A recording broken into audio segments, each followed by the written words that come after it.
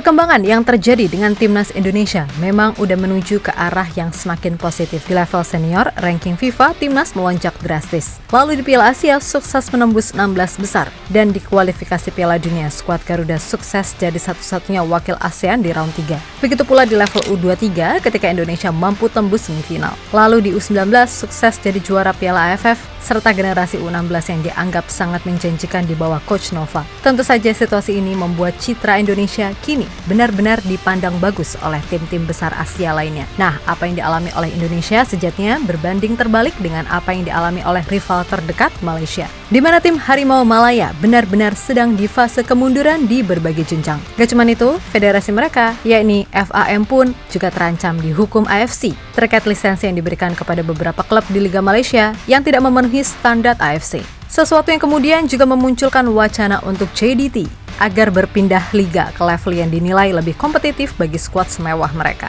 Dan yang bikin gokil, publik Malaysia yang kayaknya udah gedek bener sama kondisi sepak bola mereka, sebagian besar mengakui lebih memilih menonton pertandingan timnas Indonesia ketimbang Malaysia. Hal yang wajar jika mereka iri, karena emang kemajuan timnas Indonesia kini benar-benar sedang jadi sorotan di mana-mana.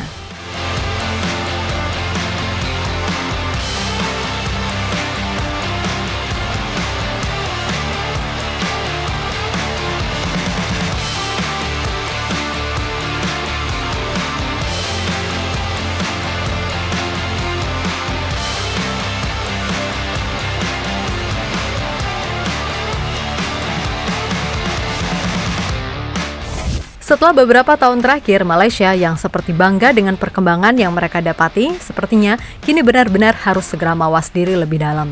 Ya, Malaysia seolah sedang terkena racun mereka sendiri. Sebab di saat timnas Indonesia sedang naik daun, timnas mereka malah nyungsep nggak tahu kemana. Baik itu di level senior ataupun kelompok umur. Tentu saja kita ingat gimana hancurnya Malaysia di Piala Asia level senior. Berada di grup E bersama Yordania, Bahrain, dan Korea Selatan. Skuad Upin Ipin nyatanya sama sekali nggak pernah meraih kemenangan. Bahkan dalam 2 laga awal, Malaysia remuk redam dengan catatan 0 gol dan kebobolan 5 gol kalah bersua Jordan dan Bahrain. Sehingga hal yang wajar kalau media Malaysia, New Straits Times, melabeli pemain timnas Malaysia di Piala Asia sebagai sampah dan dicap sebagai tim Asia Tenggara terburuk kala itu. Kemudian wajar juga kalau publik Malaysia semarah itu, karena ketika itu Harimau Malaya membawa 14 pemain naturalisasi tapi hasilnya 0 alias nothing. Pun begitu ketika timnas U23 mereka juga ikutan hancur di Piala Asia U23, bahkan bisa dibilang lebih miris. Karena secara pemetaan di grup D, harusnya Malaysia bisa bersaing dengan tim-tim Uzbekistan, Vietnam, dan Kuwait. Namun nyatanya mereka sama sekali nggak mampu meraih satu pun poin. Kalah 2-0 dari Uzbek dan Vietnam, lalu kalah 2-1 dari Kuwait, menjadikan tim U23 Malaysia resmi dinobatkan AFC sebagai tim terburuk di Piala Asia U23 2024.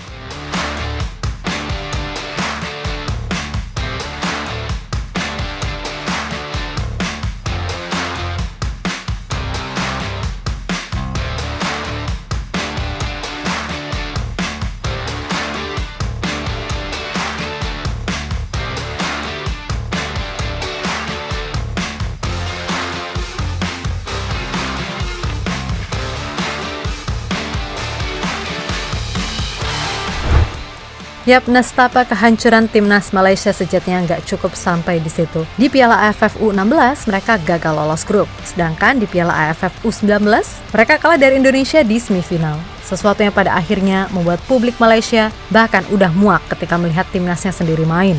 Hal yang sejatinya pernah dirasakan oleh publik tanah air ketika timnas hancur lebur di tangan pelatih Simon McManamy. Nah, uniknya, kini banyak netizen Malaysia yang secara terang-terangan mengkritik timnasnya sendiri dan lebih memilih nonton pertandingan timnas Indonesia. Seperti yang pernah terjadi di Piala Asia U23 kemarin, tak kalah Indonesia secara luar biasa mampu melaju begitu jauh dan mampu mengalahkan tim-tim kuat seperti Australia, Jordania, dan Korea Selatan.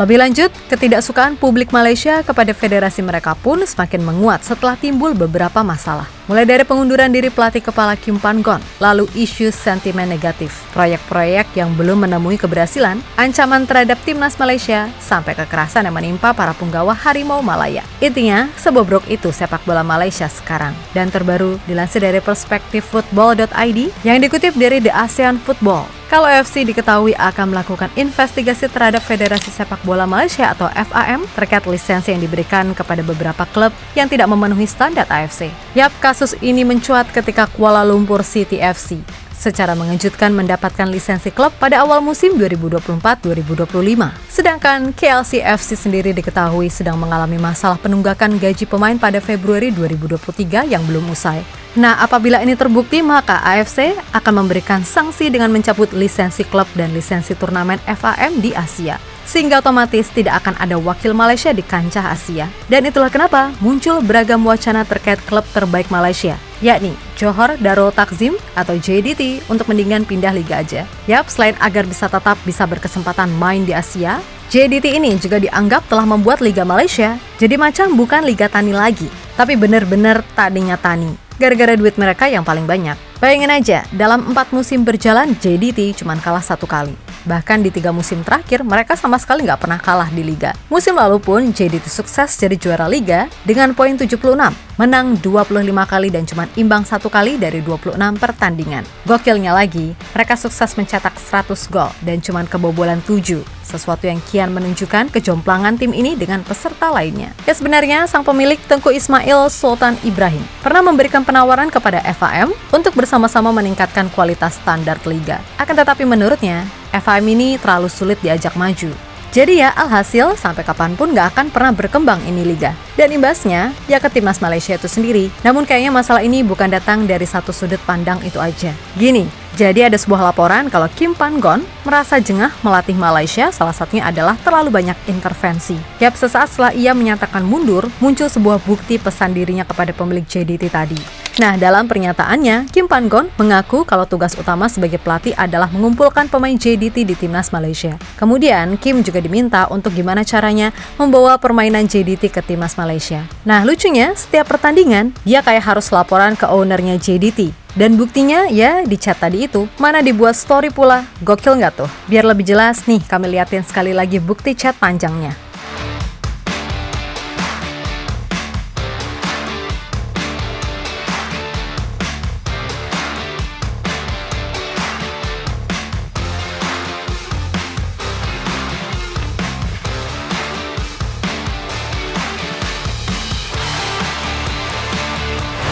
Yap, terlepas dari apapun intinya, apa yang dialami oleh Malaysia semoga bisa jadi pembelajaran buat Indonesia. Jangan sampai segala apa yang udah dibangun oleh Sinteyong beserta PSSI yang sekarang jadi terbuang percuma dan kembali ke era lawas di mana timnas sama sekali tak berdaya di kawasan Asia bahkan ASEAN. Untuk itu, pertahankan dan kembangkan yang sudah ada. Kemudian jika sudah, ayo sama-sama kita semua menjaga agar progres timnas Indonesia semakin maju. Jangan sampai apa yang ada sekarang dirusak oleh orang-orang yang cuma mentingin perut dan egonya sendiri. Dan semoga aja kualitas sepak bola Indonesia secara menyeluruh, baik dari sisi teknis maupun non-teknis juga bisa meningkat. Kalau semuanya bisa terpenuhi, percaya deh, sepak bola Indonesia bisa kok bersaing secara konsisten dengan Jepang, Korea, Iran, dan negara-negara kuat Asia lainnya di kemudian hari.